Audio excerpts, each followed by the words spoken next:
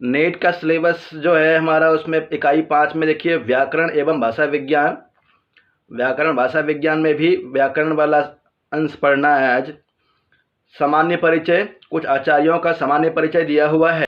प्रमुख आचार्यों का परिचय में पाणिनि 500 ईस्वी पूर्व हुए हैं, जिन्होंने 5 ग्रंथों की रचना की है। अष्टाध्यायी, धातुपाठ, उनादि कोश, लिंगानुशासन इत्यादि। पाणिनि संस्कृत भाषा के सबसे बड़े व्याकरण हुए हैं। इनका जन्म तत्कालीन उत्तर पश्चिम भारत के गांधार में हुआ था। पाणिनि के गुरु का नाम उपवर्ष और पिता का नाम पाणिन। पाणिनि के गुरु का नाम तो उपवर्ष है, पिता का नाम पनिन है और माता का नाम दाक्षी था। इनके व्याकरण का नाम अष्टाध्यायी है, जिसमें 8 अध्याय और लगभग 4,000 सूत्र हैं। 8 अध्याय हैं, 32 पाद हैं, प्रत्येक अध्याय में 4-4 पाद हैं, तो 8 चौके 32 और सूत्रों की संख्या 3,975 सूत्र है, लगभग 4,000 के आसपास। संस्कृत भाषा को व्याकरण सम्मत रूप देने में पाणिनि का योगदान अतुलनीय माना जाता है। अष्टाध्यायी मात्र व्याकरण ग्रंथ नहीं है, इसमें प्रकारांतर से तत्कालीन भारतीय समाज का पूरा चित्र मिलता है। उस समय के भूगोल, सामाजिक, आर्थिक, शिक्षा और राजनीतिक जीवन, दार्शनिक चिंतन, खान पान, रहन सहन आदि के प्रसंग स्थान स्थान पर अंकित किए गए हैं। पाणिनि के जीवनी एवं उनका कार्य। पाणिनि का जन्म सालातुर जो है ना, पाकिस्तान में है भी, सालातुर नामक ग्राम में हुआ था, जहाँ काबुल नदी सिंधु में मिली है। उस संगम से कुछ मील दूर यह गांव था। उसे अब लाहौर कहते हैं। अपने जन्मस्थान के अनुसार पाणिनि सालातुरीय भी कहे गए हैं। सालातुरीय पाणिनि के अष्टाध्यायी में सूत्र है तुदी सालातुर वर्मति कुच वरार ढक ढय यखा, उसी से बनता है सालातुरीय। सालातुर में रहने वाला को सालातुरीय कहते हैं। और अष्टाध्यायी में स्वयं उन्होंने इस नाम का उल्लेख किया है। पाणिनि ने निरुक्त और व्याकरण की जो सामग्री पहले से थी, उसका उन्होंने संग्रह और सूक्ष्म अध्ययन किया। इसका प्रमाण भी अष्टाध्यायी में है, जैसा शाकटायन, साकल्य, भारद्वाज, गार्ग्य, शौनक, आपिसली, गालब और स्फोटायन आदि आचार्यों के मतों के उल्लेख से ज्ञात होता है। शाकटायन निश्चित रूप से पाणिनि से पूर्व के व्याकरण थे, जैसा निरुक्तकार यास्क ने लिखा है। शाकटायन का मत था कि सब संज्ञा शब्द धातुओं से बनते हैं। पाणिनि की शिक्षा तक्षशिला विश्वविद्यालय से हुई है। कहा जाता है कि जब वे अपनी सामग्री का संग्रह कर चुके तो उन्होंने कुछ समय तक एकांतवास किया और अष्टाध्यायी की रचना की। तो पाणिनि की शिक्षा कहाँ से हुई थी विक्रम जी? सालातुर से। सालातुर के तो रहने वाले थे, सालातुरीय। उनकी शिक्षा तक्षशिला से हुई थी। तक्षशिला विश्वविद्यालय में हमारे चाणक्य और पाणिनि जैसे महाविद्वान पढ़ते थे। तक्षशिला भी तो पाकिस्तान में ही है ना सर? हाँ, पाकिस्तान में ही है। उनका स्थिति काल क्या था, कब थे वे, तो शुरू में बताया गया है 500 ईस्वी पूर्व। समय काल देखिए इसका। इनका समय काल अनिश्चित तथा विवादित है। इतना तय है कि 6ठी सदी ईसा पूर्व के बाद और 4थी सदी ईसा पूर्व से पहले की अवधि में इनका अस्तित्व रहा होगा। ऐसा माना जाता है कि इनका जन्म पंजाब पाकिस्तान के सालातुर में हुआ था, जो आधुनिक पेशावर पाकिस्तान के करीब है। इनका जीवन काल 520 से 460 ईसा पूर्व माना जाता है। आचार्य पाणिनि की रचनाएं। आचार्य पाणिनि ने संस्कृत के रक्षण के लिए व्याकरण के 5 ग्रंथों की रचना की एवं एक काव्य लिखा। सूत्रपाठ में अष्टाध्यायी, इसमें सूत्र है जो कि 8 अध्यायों में विभक्त है। अध्याय भी पादों में विभक्त है। प्रत्येक अध्याय 4-4 पाद यानी कुल 32 पाद में विभक्त है और कुल लगभग 4000 के आसपास सूत्र है, 3975 सूत्र। धातु पाठ यह 10 गणों में विभक्त है एवं लगभग 200 धातुएं धातु पाठ में वर्णित है। गण पाठ सूत्र पठित गणों का पाठ मिलता है इसमें। उनादि पाठ ये भी सूत्र ही है। लिंगानुशासन लिंग निर्धारित करता है। लिंगानुशासन शब्दों के लिंग के बारे में बताया गया है लिंगानुशासनम में। तो सूत्र पाठ जिसको अष्टाध्यायी बोलते हैं, धातु पाठ, गण पाठ, उनादि पाठ और लिंगानुशासनम, ये पांचों ग्रंथ पाणिनि द्वारा प्रणीत है। पाणिनि का काव्य जाम्बवती काव्यम, पाणिनि का काव्य जाम्बवतीय काव्यम है। युधिष्ठिर मीमांसक के कथनानुसार इनका द्विरूप कोश नामक एक ग्रंथ इंडिया ऑफिस पुस्तकालय लंदन में सुरक्षित है। तो जाम्बवती काव्यम अर्थात जाम्बवती विजयम पढ़ रहे थे, साहित्य पढ़ते समय देखे वहाँ पे जाम्बवती विजयम जो कि पाणिनि की रचना है, इंडिया ऑफिस पुस्तकालय लंदन में अभी सुरक्षित है। पाणिनि का संक्षिप्त परिचय देख लीजिए। जन्म जो है 520 से 460 ईस्वी पूर्व सालातुर। ये नहीं समझे सर, ये द्विरूप कोश नामक एक ग्रंथ।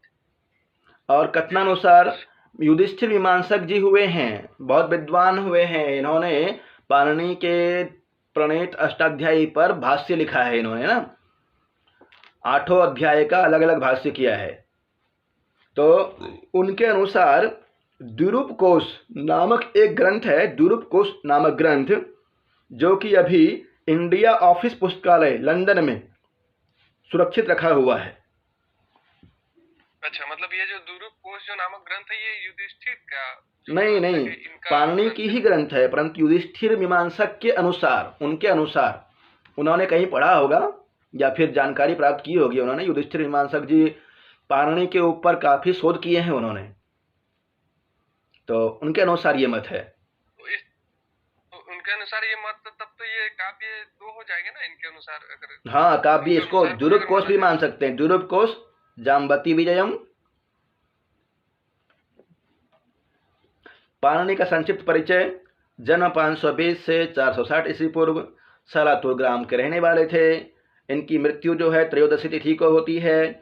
माता का नाम दाक्षी, पिता का नाम पनीन, पिता सालंकी कहा गया है, पणिन भी कहते हैं। माता का नाम में ही पणिन दिया हुआ है, माता का नाम दाक्षी या पणिनः। पिता सालंकी ही। व्यवसाय इनका व्याकरण कवि हुए हैं। राष्ट्रीयता भारतीय। विधा जो है संस्कृत व्याकरण के सूत्र रचयिता हैं। और कृतियाँ इनकी अष्टाध्यायी, धातु पाठ, गण पाठ, उनादि पाठ, लिंगानुशासनम और काव्य में जाम्बवती विजयम और युधिष्ठिर मीमांसक के अनुसार द्विरूप कोश एक काव्य है जो कि इंडिया ऑफिस पुस्तकालय लंदन में सुरक्षित है। इतनी जानकारी पाणिनि के बारे में।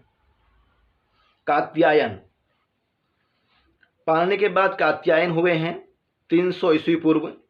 वररुचि कात्यायन पाणिनीय सूत्रों के प्रसिद्ध वार्तिककार हैं। वररुचि कात्यायन के वार्तिक पाणिनीय व्याकरण के लिए अति महत्वशाली सिद्ध हुए हैं। वार्तिकों के आधार पर ही पीछे से पतंजलि ने महाभाष्य की रचना की। पुरुषोत्तम देव ने अपने त्रिकांड शेष अभिधान कोश में कात्यायन के ये नाम लिखे हैं: कात्य, पुनर्वसु, मेधाजित और वररुचि। कात्य नाम गोत्रपत्यांत है, महाभाष्य में उसका उल्लेख है। पुनर्वसु नाम नक्षत्र संबंधी है, भाषा वृत्ति में पुनर्वसु को वररुचि का पर्याय कहा गया है। मेधाजित का कहीं अन्यत्र उल्लेख नहीं मिलता। इसके अतिरिक्त कथा सरित सागर और बृहद कथा मंजरी में कात्यायन वररुचि का एक नाम श्रुतधर भी आया है। हेमचंद्र एवं मेदिनी कोशों में भी कात्यायन के वररुचि नाम का उल्लेख मिलता है। संभवतः इसी वररुचि कात्यायन ने वेद सर्वानुक्रमणी और प्रातिशाख्य की भी रचना की है। वेद सर्वानुक्रमणी और प्रातिशाख्य इन दोनों की भी रचना की है।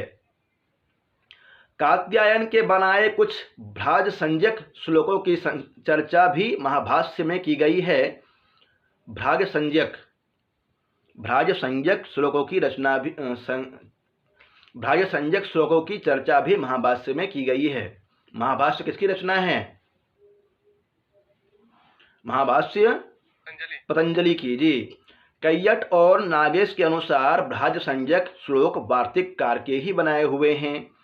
कात्यायन 300 ईस्वी पूर्व दाक्षिणात्य वार्तिककार थे। प्रियतद्धिता ही दाक्षिणात्याः पतंजलि जी कहते हैं। इनके काव्य के विषय में पतंजलि ने महाभाष्य में संकेत किया है। बाररुचम काव्यम। कात्यायन पाणिनि और पतंजलि के मध्य श्रृंखला जोड़ने वाले माने जाते हैं। पाणिनि और पतंजलि के बीच में श्रृंखला को जोड़ने वाले कात्यायन माने जाते हैं। पाणिनि ने सूत्र ग्रंथों को लिखा और धातुपाठ, लिंगानुशासन, उणादि कोश, गणपाठ 5 ग्रंथों की रचना की और पतंजलि ने उस पर महाभाष्य लिखा है। और ये जो वार्तिककार हुए हैं हमारे जी, बररुचि वार्तिककार हुए हैं। कात्यायन की रचनाएं हैं कात्यायन स्मृति, स्वर्गारोहण काव्यम, उभय सारिका भाग और भ्राज श्लोका। 4 इनकी रचनाएं मिलती हैं।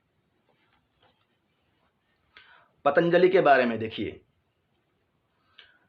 पतंजलि गोनर्द, गोंडा जिला उत्तर प्रदेश में है। झारखंड में गोड्डा है और उत्तर प्रदेश में गोंडा है। गोंडा जिला जो कि उत्तर प्रदेश के निवासी थे, बाद में वे काशी में बस गए। ये व्याकरणाचार्य पाणिनि के शिष्य थे। पतंजलि को शेषनाग का अवतार माना जाता है। इनकी माता का नाम गोणिका था। पतंजलि योग सूत्र के रचनाकार है। भारतीय साहित्य में पतंजलि के लिखे हुए 3 मुख्य ग्रंथ मिलते हैं। योग सूत्र अष्टाध्यायी पर भाष्य और आयुर्वेद पर ग्रंथ है। कुछ विद्वानों का मत है कि ये तीनों ग्रंथ एक ही व्यक्ति ने लिखे। अन्य की धारणा है कि ये विभिन्न व्यक्तियों की कृतियां हैं। पतंजलि ने पाणिनि के अष्टाध्यायी पर अपनी टीका लिखी, जिसे महाभाष्य का नाम दिया गया। महाभाष्य समीक्षा, टिप्पणी, विवेचना, आलोचना इत्यादि। जीवन काल है इनका। पतंजलि शुंग वंश के शासनकाल में थे। डॉक्टर भंडारकर ने पतंजलि का समय 185 ईस्वी पूर्व, बोथलिक ने पतंजलि का समय 200 ईसा पूर्व एवं कीथ ने उनका समय 140 से 150 ईसा पूर्व माना है। पतंजलि पुष्यमित्र शुंग 195 से 142 ईस्वी पूर्व के शासनकाल में थे। तो पतंजलि किसके शासनकाल में थे जी? पुष्यमित्र शुंग ना। पतंजलि महान चिकित्सक थे और इन्हें ही चरक संहिता का प्रणेता माना जाता है। राजा भोज ने इन्हें तन के साथ मन का भी चिकित्सक कहा है। योगेन चित्तस्य पदेन वाचाम मलं शरीरस्य च वैद्यकेन यो अपाकरोतं प्रवरं मुनीनां पतंजलि प्रांजलिरानतोस्मि। भोज की उक्ति है। योग सूत्र पर जब भोज व्याख्या मिलती है, भोज की व्याख्या है, वहाँ पर लिखते हैं योगेन चित्तस्य पदेन वाचाम मलं शरीरस्य च वैद्यकेन यो अपाकरोतं प्रवरं मुनीनां पतंजलिं प्रांजलिरानतोस्मि। अर्थात चित्त शुद्धि के लिए योग सूत्र की रचना की है पतंजलि ने। महर्षि पतंजलि की रचना योग सूत्र, और वाणी शुद्धि के लिए व्याकरण महाभाष्य की रचना, और शरीर शुद्धि के लिए वैद्यक शास्त्र चरक संहिता भी पतंजलि की रचना है। देने वाले मुनिश्रेष्ठ पतंजलि को मेरा प्रणाम है। ये भोज की उक्ति है। पतंजलि की रचनाएं महाभाष्य, योग सूत्र और महानंद काव्य। अगले जो व्याकरण हैं वे हैं भर्तृहरि जी। भर्तृहरि जी एक तो यहाँ भी हैं हमारे काव्य के प्रणेता। नीति शतकम, शतक त्रयी के प्रणेता भर्तृहरि जी और एक पतंजलि वाले भर्तृहरि जी जी हैं। पतंजलि व्याकरण वाले, जो कि व्याकरण पे अनेकों ग्रंथ लिखे हैं।